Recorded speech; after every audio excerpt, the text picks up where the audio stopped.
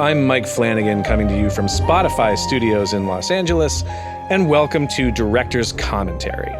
On each episode of this show, myself and a guest filmmaker will watch a movie together and offer you, the listeners, a chance to watch along with us as we talk about the film, what went into making it, and anything else that may come up along the way. So please make sure you've got the movie queued up. We'll talk about the sync point together in just a minute, that your snacks are at the ready, and we'll let you know when it's time to hit play so we can all watch the film together. My guest today is a producer, writer, director, and co-founder of SpectreVision, whose producerial credits include Mandy, Color Out of Space, and A Girl Walks Home Alone at Night. He was born in Chicago, Illinois, and wrote and directed his first feature film, entitled 12, in 2001. Today, we will be watching his second feature film, 2013's Max Rose, which stars the legendary Jerry Lewis and Carrie Bichet. He is a champion of independent film, a lover of genre cinema, and one of my favorite people I've encountered in this wild industry. Please welcome Daniel Noah.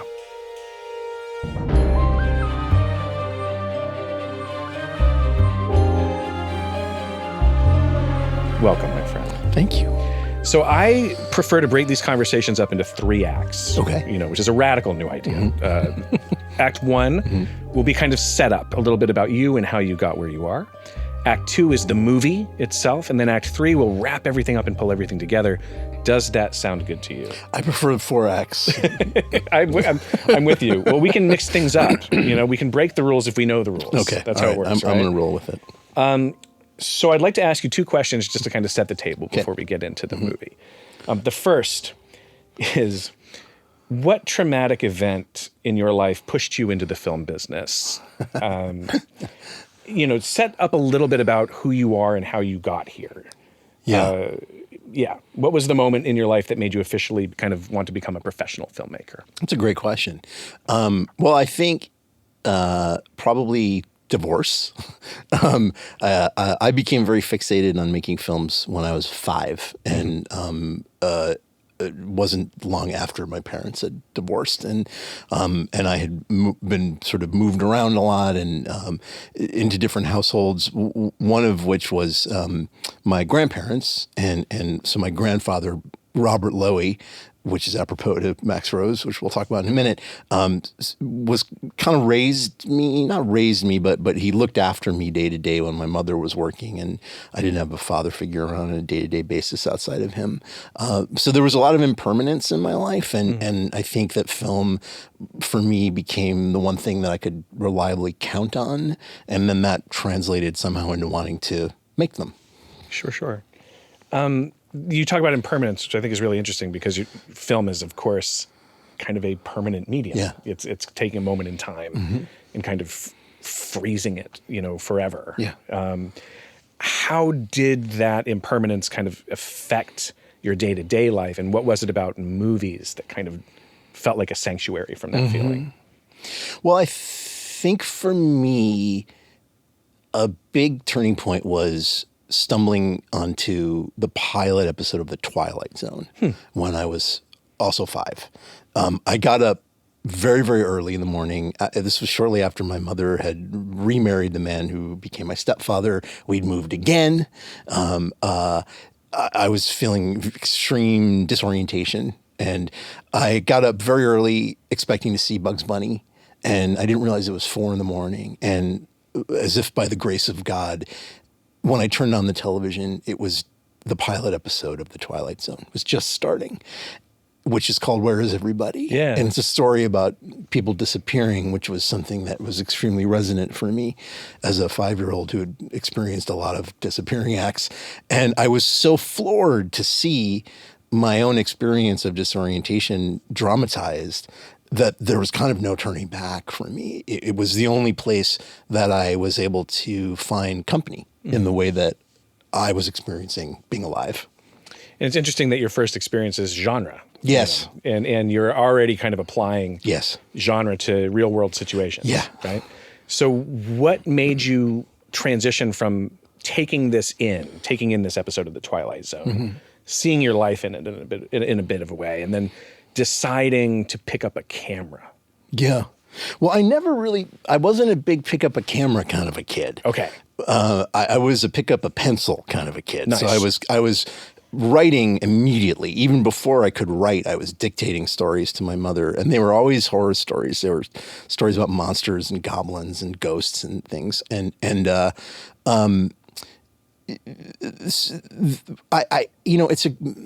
don't know if you can answer this for yourself. I don't know that I have any insight into what provoked me to want to make things rather than just take them in. Right. I don't know the answer. I think some people are just hardwired that way, maybe. But it was just, it was solace. It was. I think it was an antidote to loneliness of just not being able to feel like I fit anywhere. And I also went to public school in Chicago in kind of a rough area, and I was a very sensitive kid, and I was constantly feeling like I was trying to find ways to be invisible so that I didn't draw attention to myself and get the shit kicked out of me. And so this was my safe place, the world of imagination, and genre, to your point, was where I found a sense of familiarity with the weird experiences that I was having emotionally. Sure. So when does this interest kind of manifest into a career goal? Like, at what point do you have an adult thought about, I want to make movies? 5. Okay. All yeah, right. So, I remember announcing to everyone that I wanted to be a film director when I grew up. Mm-hmm. I don't know that I quite understood what that meant, but I set my sights on it super early, and it was the North Star of my entire childhood. Was how do I accomplish this? How do I get there? It was really behind every life choice that I had control over. Is this going to get me closer to my goal of being a filmmaker? And so you finish high school. Yeah. You go off to college, which is your first real chance to kind of plant the flag, right, on that journey. Sort of, yeah, because I was a terrible student, and,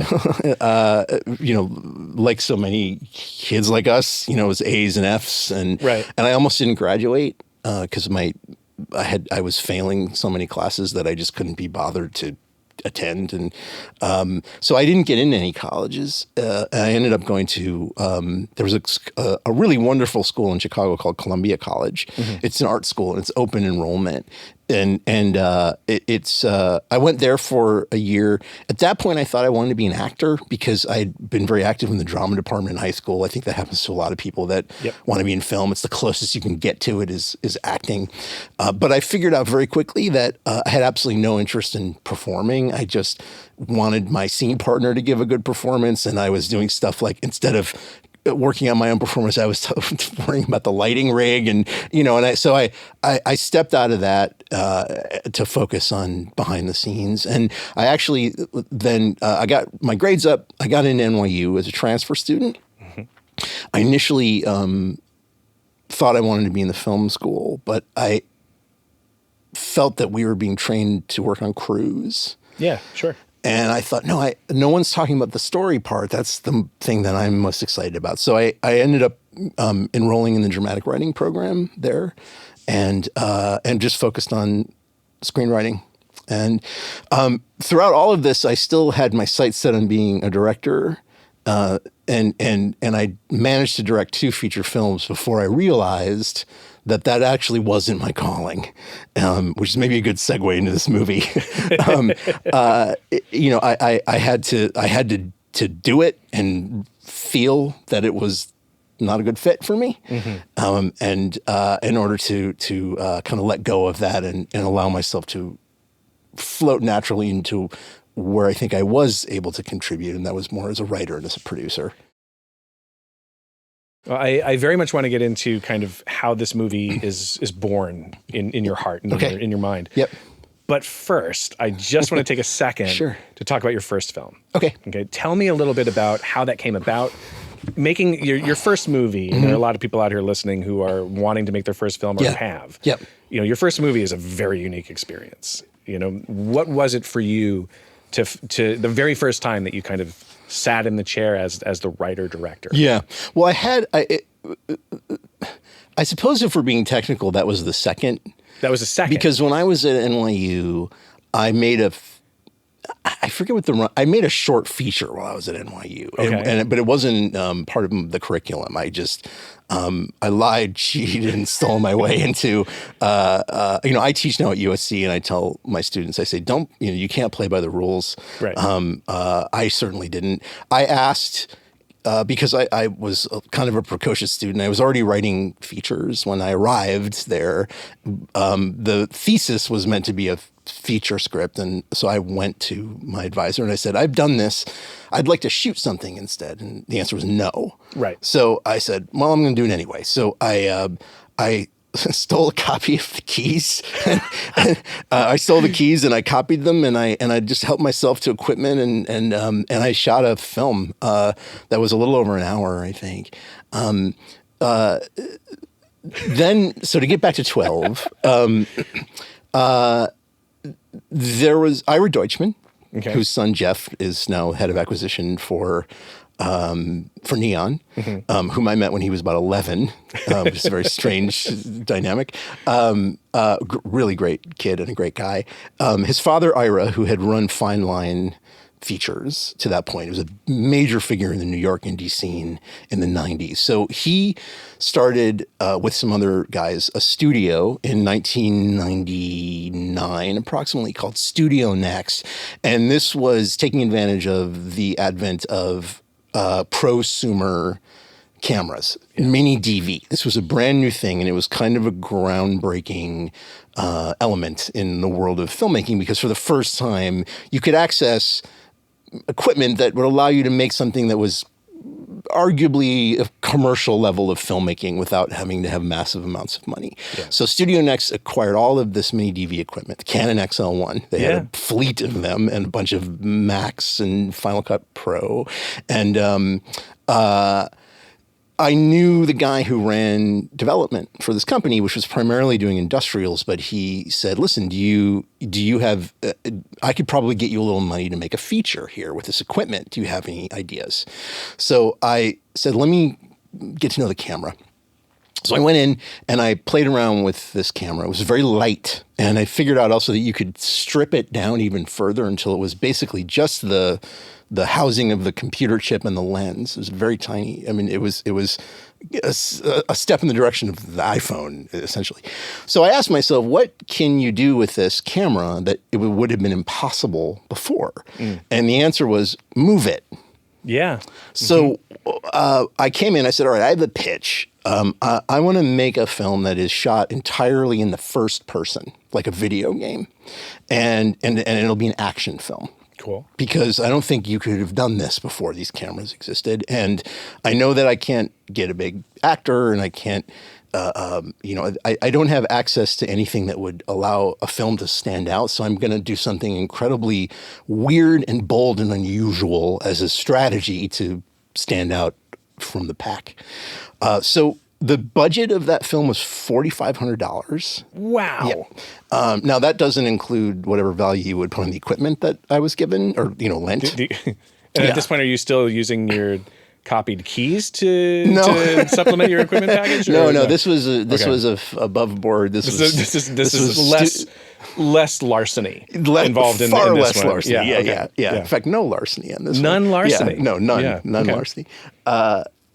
So this was all Studio Next's equipment, and so I would just I pulled this little crew together. I recruited this young guy who I'd met working at a video store, who to be my cinematographer. His name was Sean Price Williams, who is now one of the most celebrated DPs who exists. He shoots for the Safdie brothers, and his first film was 12, and another kid that I knew who'd worked for NASA, and he was very adept at working on computers. So we figured out how to create our own VFX. And we just shot this thing on weekends over the course of many months. My deal with the crew, which was very tiny, was I can't pay you, but I will give everybody a Metro card and, for unlimited rides, so that you can, every week that you're working for me, I'll cover your subway and I'll buy you dinner when you're working. And I had a super dedicated little team of people, and gathered up all these actors I knew, many of whom had just graduated from the Harvard program, because I had friends there. They were really, really skilled actors, and we just shot this weird little movie that got into a few festivals. It premiered at the Austin Film Festival, which was the first time I met Guillermo del Toro, because it was in the same section as Devil's Backbone, which was mind-blowing for me. Yeah. It never got picked up. And I don't know that I would want it out there, to be honest. I remember hearing that Tarantino has a film that he buried before Reservoir Dogs, and I realized I think a lot of us have these secret movies that we kind of, where we learned the ropes. But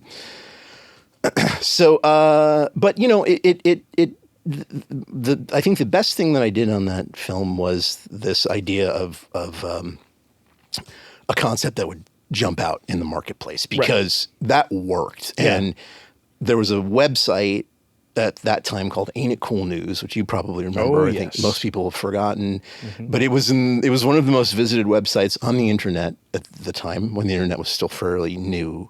And they wrote about movies and comics and television, and a writer there named Massa Worm, who's Robert Cargill, the screenwriter, somehow got a copy of 12, and he wrote this gorgeous article about it that led to really my career in Hollywood launching. I started getting calls from agents and producers, and then I was kind of off and running at that point. Oh, that's amazing, and it segs very nicely, because I think a lot of the questions that I had at this era, trying to kind of break into the business, was like, how do you do it? Get into Hollywood? How do you break in? And I still get this question all the time, and I'm sure you do too. Sure. And the only answer I've ever heard is what you just said. You make something. Well, that's how you did it. Yeah, exactly. That's how we met. Well, yeah, it is. Yeah. It is how we met. And it's funny. I relate so much to your story. I remember when Mini DV hit. I shot a feature on the Canon XL1. I remember looking. Was that Absentia? No, that was the 5D. That was DSLRs. You talk about secret movies. Yes. I made 3 Mini DV features no one has seen and no one will ever see. Amazing. And I was shooting one in 2000, so around the time you were filming this film. Get out of here. And it was like we were talking about how Chuck and Buck was at Sundance. Yeah. And yes, there was hope. There was hope. It was like these little tiny Mini DV movies were out there and finding an audience. And it was exactly what you described. It's you get friends together. You don't have the money. Yeah. You say, okay, I'll buy you dinner. I'll do whatever I can. I'll make copies. For me, it was rating the visual media lab at my alma mater at Towson University. You did it too. Of course you do. It's like there's equipment there. Sure. Yeah. They're not using it right now. Yeah. So like it's a whole thing, and you work out. We kind of worked out a thing with the school that they would let us do it at a certain point. Right. But there were also times where it was just like, I'm just going to get in there. I'm just taking it. Yeah. And you make something. Right. And to your point about having something that stands out in the marketplace, because that's where I think a lot of people, they don't take that extra step to have a hook. Something that says like, yes, this will differentiate it. Even then, it was like, well, DV means we're going to have this glut of material in the marketplace. And the marketplace is going to be flooded very quickly. Right. With inexpensive work. Now, it's so much, more dramatic. Like now it's people are making movies on their phones. Yeah. So how do you stand out in that? Yeah. And you did it. You made a film that caught the attention of Hollywood. Hollywood calls. You move out to LA at that point. Pretty soon after, yeah. Yeah. And you start. What happens there? You start producing. You're still writing. I'm still writing. Yeah. So I had about a decade as a Hollywood screenwriter, a well-paid, unproduced Hollywood screenwriter. Nice. So I and this is sort of getting back to this narrative of my objective. My stated objective was still to be a film director, but clearly the thing that people wanted from me was writing. Right. Because I was not having any difficulty booking writing jobs, but I was having a very hard time getting another movie made as a filmmaker. And I did have this script under my arm that I was trying to get done. And I had, producers on it, and there were there were resources marshaling around it, but it just never happened. Yeah. But I just started selling TV pilots. I sold pilots every year, and none of them ever went. And then I sold pitches to the studios, and I did that for 7 or 8 years until I realized that I was killing myself on material that I didn't even like. Yeah. And I remember there was the day that I realized I needed to stop doing this was the day that I had convinced, embarrassed to say, I don't remember what studio it was. It might have been Fox, to let me adapt a Graham Greene novel, which was like a bucket list item for me. And by the time I was done, it was so perverted from the source material, not even honoring the spirit of the source material, that I felt sick that I dishonored Graham Greene. And I remember my agent calling and saying, "Good news, they're keeping it alive." And I said, "What does that mean?" And he said, "Well, they're not, they're keeping it in development." And I realized, oh, so David Koepp or someone is going to be brought on to tear this up and rewrite it. Yeah. And if it ever makes it to the screen, it's going to be even more perverted from the source material. It won't be mine. And I'll have no sense of pride or ownership over it. And I'm killing myself on these jobs, and I don't want to do this anymore. I'm done. And so I quit. I stopped doing it. And this would have been in about 2008. And that was when I set my sights on indie film. And that was around the time that I wrote Max Rose. Okay. So let's talk about Max Rose. Okay. So where did this come from? Where did this idea come from for you?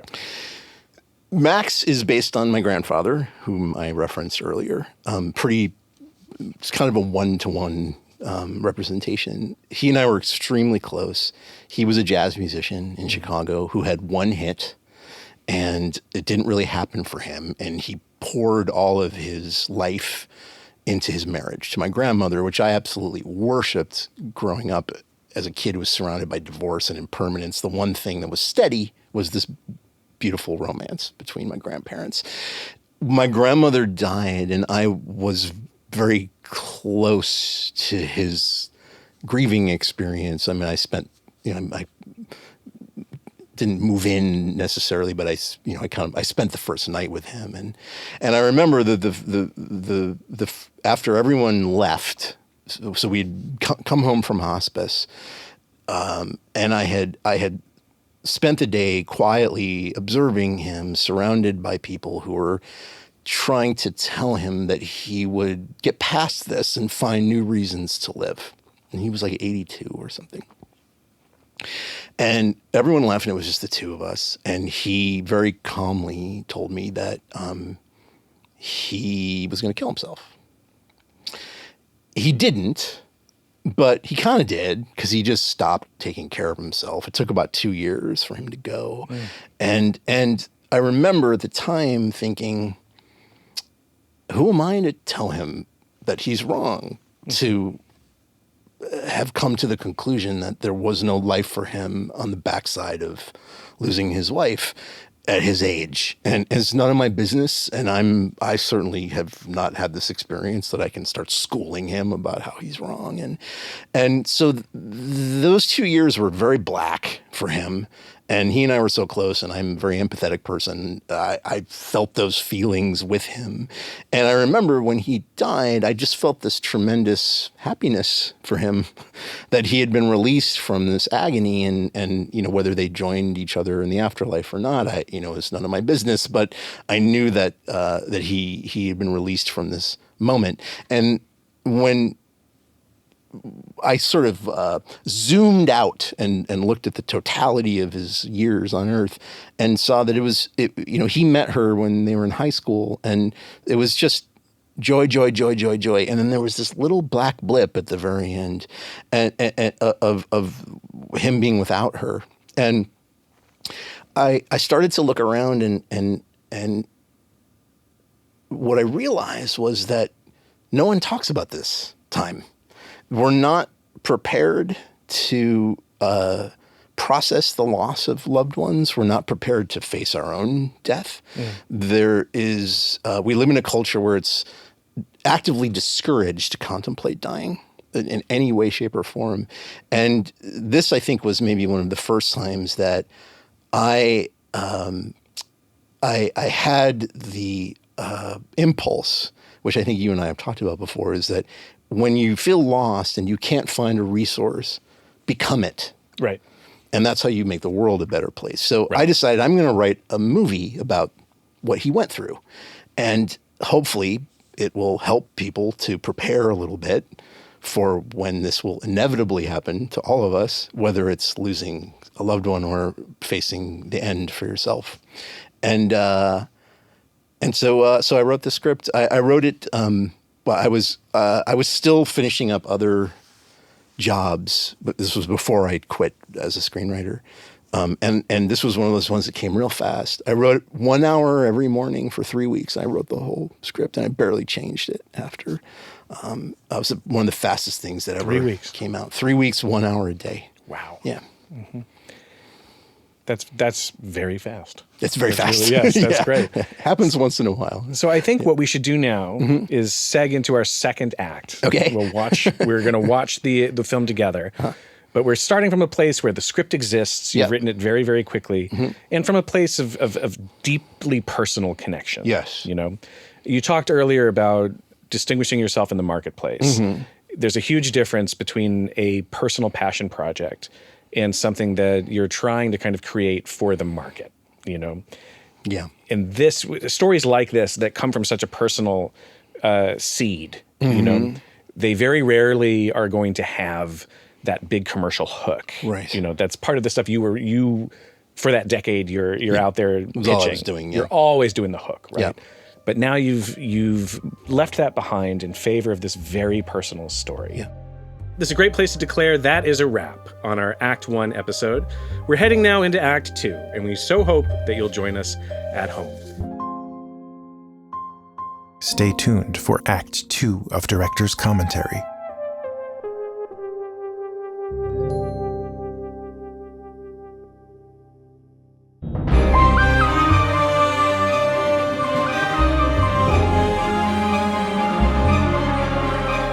Director's Commentary is a SpectreVision Radio production recorded at Spotify Studios in downtown Los Angeles, California. Hosted by Mike Flanagan. Executive producers Mike Flanagan, Daniel Noah, and Jim Perry. Producers Lawrence Ingley, Stephen Demler, Mike Risley, and Elijah Wood. Associate producer Alexandra Magistro. On-set producer Christina Campagnola. Music by Morgan Whirlage. Edited and mixed by Graham Resnick. Art by Telepath. Director's Commentary is a production of SpectreVision Radio.